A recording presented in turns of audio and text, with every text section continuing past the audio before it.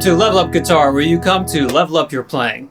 I'm Kalen, and today we're talking about 5 ways to solo better. I'm going to give you 5 key concepts to becoming a better improviser on the guitar.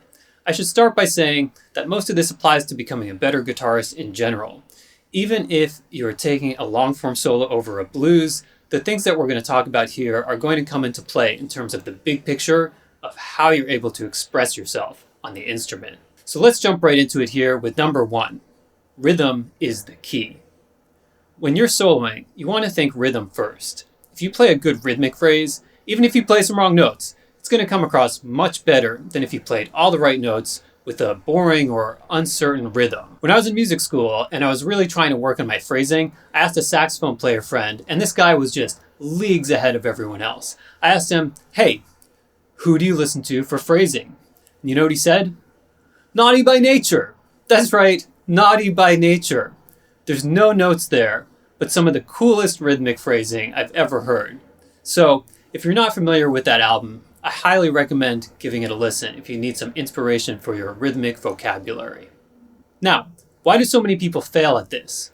Well, many people think that putting rhythm first means they should employ lots of different note values, like quarter notes, eighth notes, triplets, dotted notes tied to 16th notes. This is too complicated, and you don't need all that. What you do need to know is how to play eighth notes with solid timing and develop a good feel for syncopation. Here's an example. For all the examples in this lesson, we're going to use the minor pentatonic scale, shifting into the upper extension shown here. But I will sometimes play the notes from the original, simpler form of the scale you're probably familiar with.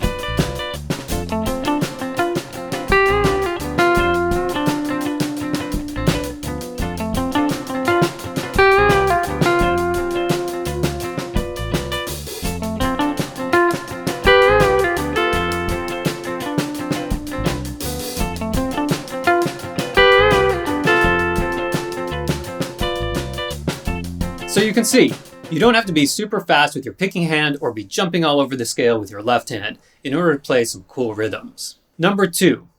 Now, this is going to sound obvious, but for some reason to most beginner intermediate players, it's not. You can play the same note more than once. Now, before you skip ahead thinking, I know this already, I already do that, I want you to make a mental note to see how often you actually do it. And also, next time you're playing, see how far you can really take it.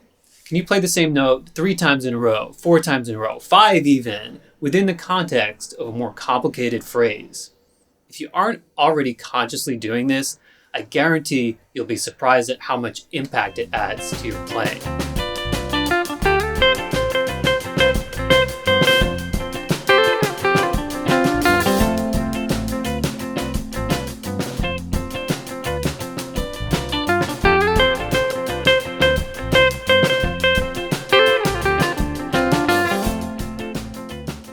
And that brings us to number 3, dynamics. Because if you aren't playing with dynamics, you can do all the things that we've talked about so far, and you'll still probably feel like there's something stale or dull about the way you end up sounding. So for the sake of brevity for this one, I'll just say, don't be afraid to dig in a little.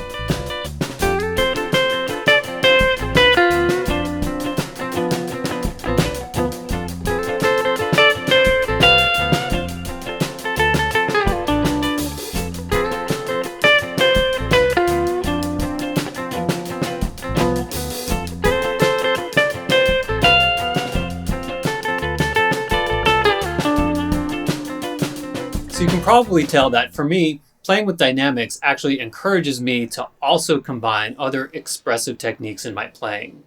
It's actually hard for me to not want to do a little bit of string bending or throw in some vibrato here and there if I'm focusing on playing more dynamically. And that brings us to number 4.